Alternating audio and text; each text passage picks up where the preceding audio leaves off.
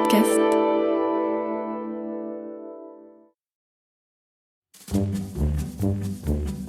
Histoire d'animaux. La pieuvre, sacrée maligne.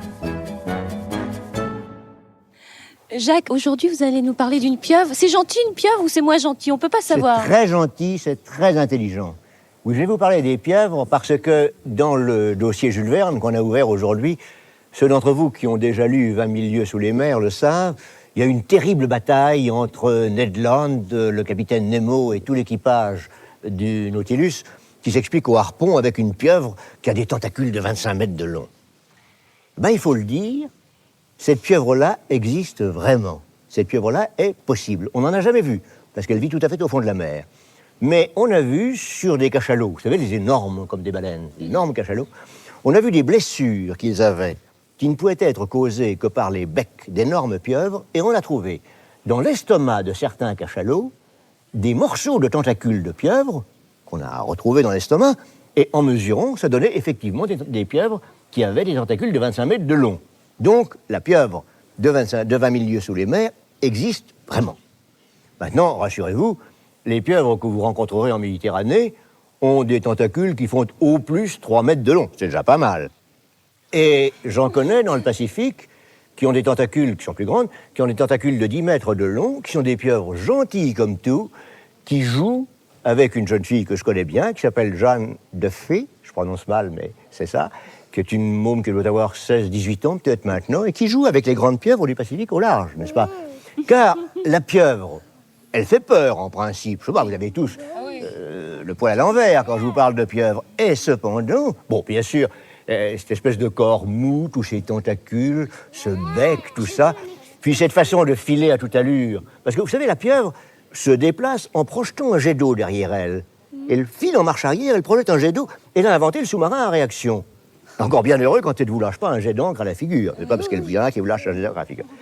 Mais ceci dit, on avait peur des pieuvres, mais là-dessus, le commandant Cousteau et ses gars ont commencé à voir vivre les pieuvres en Méditerranée, nos pieuvres, n'est-ce pas? Et ont découvert des choses extraordinaires, et que c'était, après le dauphin, l'animal le plus intelligent de la mer, et en tout cas celui qu'on apprivoise le plus facilement. C'est extraordinaire. D'abord, comment vivent les pieuvres? Chaque pieuvre vit chez elle. Une grotte, une anfractuosité, une petite caverne au fond de la mer, c'est sa tanière. Elle s'y installe, et là devant, elle se fait un petit mur, comme pour marquer que c'est son domicile. Mais elle ne fera pas un petit mur de pierre, bêtement, non, pas du tout. Elle ira chercher des bouteilles vides, des vieilles godasses, des vieux pneus, n'importe quoi, des trucs qui traînent. Il y a des tas de choses au fond de la mer. Et elle les met sagement les unes à côté des autres devant chez elle. Pourquoi? Pour faire une frontière, évidemment, pour se cacher derrière aussi. Ou peut-être aussi parce que la pieuvre est très curieuse pour voir des trucs qu'elle ne sait pas ce que c'est, ça l'intéresse de les regarder. Et là derrière, elle attend, parce qu'elle chasse. Et elle attend absolument invisible. Car la pieuvre est beaucoup plus calée que le caméléon pour se rendre invisible. Les gars de Cousteau ont fait l'expérience. Vous mettez une pieuvre sur un drap blanc, toute blanche. Sur un drap blanc rayé de noir, blanche rayée de noir. Vous la mettez sur un damier avec des carrés blancs et noirs, elle se couvre de carrés blancs et noirs. C'est dû à des trucs dans sa peau qui s'appellent des chromatophores. Je vous expliquerai ça une fois, c'est très compliqué. Et là-dessus, cette pieuvre donc complètement invisible derrière son mur de vieux souliers, de vieilles bouteilles, etc., elle attend. Elle attend ses proies. Ses proies, c'est des crabes, c'est des petits poissons. Et alors c'est en la voyant chasser que Cousteau et ses plongeurs ont découvert qu'elle était tellement intelligente. Parce que passe un crabe là-bas. Il est trop loin pour qu'elle puisse l'attraper avec son tentacule. Alors qu'est-ce qu'elle fait? On voit la pieuvre qui sort son tentacule. Donc vous savez, les ventouses qui sont dessous sont blanches. Et qui l'agite doucement, doucement, doucement sous le nez du crabe. Exactement comme quand vous pêchez une grenouille, vous savez. Vous agitez un chiffon rouge au bout d'une ficelle pour la faire venir. Il l'agite. Alors le brave crabe un peu idiot, il s'approche, puis les tentacules arrivent, ficelle, le ramène au bec, qui d'ailleurs est venimeux, il y a la pieuvre est venimeuse, et crabe bouleté. En voyant ça, enfin, un animal qui chasse comme ça, c'est tout de même un animal intelligent. Et alors les gars de Cousteau se sont passionnés pour ces pieuvres et sont devenus l'ami des pieuvres de Méditerranée. C'est d'ailleurs très facile, vous apportez à manger à une pieuvre, vous la caressez, et elle devient gentille comme tout. Parce qu'elle change de couleur aussi, selon son état d'âme. Une pieuvre en colère devient rouge. Oui. Une pieuvre qui a peur devient blanche. Et eux, ils ont pris l'habitude, ils arrivent près des pieuvres, ils leur donnent à manger des petites langoustes, la pieuvre les mange, et ils ont commencé à faire des expériences, mais alors vraiment extraordinaires. Une fois, on a apporté à une pieuvre une langouste dans un bocal bouché avec un bouchon. Alors, c'était une pieuvre qui avait l'habitude, c'est Falco, un des gars de Cousteau, qui lui apportait ça. Elle le connaissait bien, il se disait bonjour, il se caressait, quoi. Bon.